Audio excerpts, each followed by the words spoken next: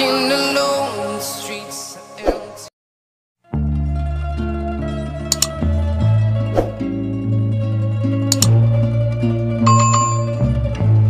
Rio bergegas memasuki mobil, menyetir mobil dengan kencang tanpa mengacuhkan kondisi Liana yang telah terhenyak ke aspal jalan raya.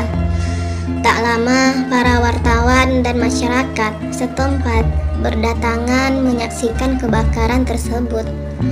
Liana menghilang di antara para kerumunan orang-orang tersebut. Rio berjalan terburu-buru memasuki klub malam. Tak lama memposisikan diri di sudut ruangan, menghentakkan bokong ke sofa yang terletak di dekat sudut tersebut. Tak lama wanita berpakaian seksi menyodorkan satu botol minuman keras ke depannya. Secepat kilat Rio menyambar minuman tersebut, meneguk kencang minuman hingga tak bersisa. Rio berteriak. Kring.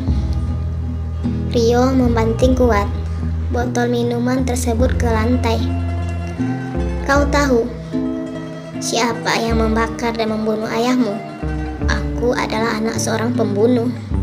Suatu saat jika kau mengetahui ini semua, pasti sangat membenciku, kan? Racau Rio yang sedang mabuk berat sambil tersenyum-senyum menatap botol minuman. Botol minuman yang keempat kalinya Rio teguk. Tak lama Rio tumbang, terbaring di sofa panjang tersebut. Rio terbangun dari mabuk beratnya, disadari tubuh telah terbaring di atas ranjang kamarnya. Sekujur tubuh terasa pengar, berusaha bangkit, menyambar air putih yang tergeletak di nakas tempat tidur. Diamati di sekeliling ruangan, terlihat An yang masih tertidur pulas di sofa. Rio menghampiri Han, lalu memukulkan bantal sofa ke mulut Han yang ternganga. Kau dasar, kerutuhan. Refleks bangkit dari tidurnya. Dasar tidak tahu berterima kasih. Kalau aku tidak ke sana, kau sudah pasti digerayangi wanita malam tersebut. Tetapi seperti ini balasan kau. Tidak senang melihat aku beristirahat, walaupun hanya sejenak. Sambung Han cemberut, berjalan menuju kamar mandi. Ting tong. Bel apartemen Rio berdering. Han, kau buka pintunya, perintah Rio yang baru saja keluar dari kamar mandi, mengeringkan kepalanya dengan handuk. Tumben, siapa yang datang bertamu pagi-pagi begini? Gumam Han bersamaan bangkit menuju pintu masuk. Raharja tepat berdiri memaku di depan pintu masuk apartemen dengan wajah sangar. Silahkan masuk, Pak, ucap Han berusaha tenang. Angin apa yang membawa dia datang ke sini sepagi ini? Semoga tidak terjadi perang dunia, bisik jiwa Han. Di mana anak sialan itu? Ucap Raharja garang, tanpa basa-basi bergegas masuk mencari Rio tanpa membuka sepatu yang terpasang di kakinya. Raharja membanting koran berita ke meja yang sebelumnya dipegang. Rio yang duduk di sofa hanya terdiam memandang ke koran tersebut. Lihat, apa yang telah kau lakukan? Dasar anak tidak berguna, umpat Raharja. Rio meraih koran tersebut. Telah terjadi kebakaran di minimarket setempat pada malam dini hari. Dikabarkan seorang lelaki tua terjebak di dalam kebakaran tersebut. Anak konglomerat Raharja Wijaya, Bapak Rio Raharja, berada di tempat kejadian bersama seorang wanita yang diduga adalah anak pemilik minimarket tersebut. Apakah kebakaran ini berkaitan dengan perusahaan KBS Group? Menunggu klarifikasi dari saksi mata di saat kejadian. Rio terpaku sejenak, kembali membolak-balik lembaran lainnya. Terlihat foto dirinya dan Liana yang sedang meraih lengannya. Refleks, Rio membanting kuat koran tersebut ke lantai. Jangan katakan kalau itu bukan kau. Siapa perempuan itu? Kenapa kau berada di sana di saat malam-malam begitu? Rio dilempari beribu pertanyaan oleh Raharja dengan tatapan membidik. "Pa, seharusnya aku yang bertanya kepadamu. Kenapa kau melakukan perbuatan kejam itu?" ucap Rio menatap dalam ke wajah Raharja. Raharja tersenyum licik. "Jadi kau telah mengetahuinya. Bagus jika kau telah mengetahuinya, agar kau berpikir bahwa aku tidak pernah bermain-main dalam setiap tindakanku. Jadi itukah alasan kau berada di tempat tersebut? Sial, tidak berguna. Kau harus mempertanggungjawabkan setiap perbuatanmu. Cepat cari perempuan tersebut, bawa ke depanku. Kau nikahi dia segera," perintah Raharja. "Pa, apa maksudmu? Bagaimana kau melibatkan wanita itu dalam pernikahanku? Aku tidak akan melakukannya," bentak Rio terbelalak mendengarkan perkataan ayahnya. "Kau jangan menantangku lagi. Kau pikir aku menginginkan pernikahan kau dengan putri, lelaki sialan yang kubenci itu? Kalau bukan karena kau sendiri, kau telah mengacaukan urusanku. Kau harus memperbaiki berita miring ini. Berita murahan itu akan mempengaruhi harga saham perusahaan. Apa kau menginginkan perusahaan bangkrut? Ini harga yang harus kau bayar. Klarifikasi berita pernikahanmu ke publik untuk membersihkan nama perusahaan dan nama baik kau sebagai CEO perusahaan. Hanya itu cara satu-satunya untuk menyelamatkan perusahaan. Secepatnya bawa perempuan tersebut kepadaku. Aku akan membuat perhitungan dengannya," jelas Raharja panjang lebar, kemudian berjalan meninggalkan Rio. Rio mengerang kuat, bersamaan memukul kuat dinding kamar dengan tinjunya, bergegas menyambar gelas di meja, lalu membanting ke lantai. Urat-urat kepala bermunculan karena emosi yang memuncak.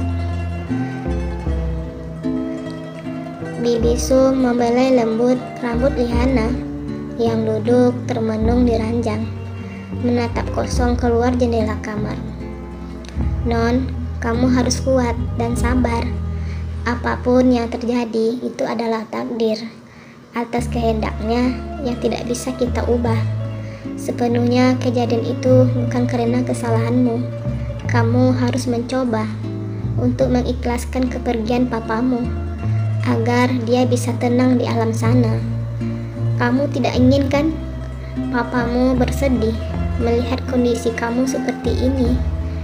Kamu harus bersemangat karena perjalanan hidupmu masih panjang.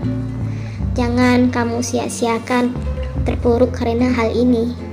Apapun yang terjadi, Bibi dan adikmu Rangga akan selalu ada untuk mendukungmu," ucap Bibi Sum menasehati Liana sambil membelai-belai pundak Liana lalu memeluknya. Perlahan Liana merespon pelukan Bibi Sum sambil mengangguk pelan. Tak lama terdengar suara ketukan. Bibi Sum bergegas membuka pintu. "Maaf Bu mengganggu. Apakah sekretaris Pak Rio berada di sini? Kami diperintahkan Pak Raharja menjemput dia. Ada urusan penting yang ingin beliau sampaikan," ucap dua orang pemuda berpakaian jaket hitam yang sedang berdiri di depan pintu. "Oh, maaf. Bagaimana kalau lain kali saja?" jawab Bibi Sum. "Tidak apa-apa, Bi," sahut Liana tiba-tiba telah berdiri di belakang Bibi Sum. Liana memandangi sekeliling ruangan di rumah Raharja. Itulah pertama kali Liana memasuki ruangan tersebut. Pandangan Liana dikejutkan oleh tatapan tajam Raharja yang sedari tadi mengawasi gerak-geriknya dari ruang tamu. Hahaha, sontak tawa Raharja pecah. Hai anak gadis, apa yang sedang kau lakukan? Silahkan ke sini, aku ingin berbicara denganmu, ucap Raharja melambaikan tangan, memanggil Liana. Wajahmu sangat mirip dengan wanita itu, bisik batin Raharja, sejenak memandang netral Liana. Liana menundukkan wajah, berjalan menghampiri Raharja, lalu duduk di sofa ruang tamu. Apakah kamu tahu apa tujuan aku memanggilmu ke sini?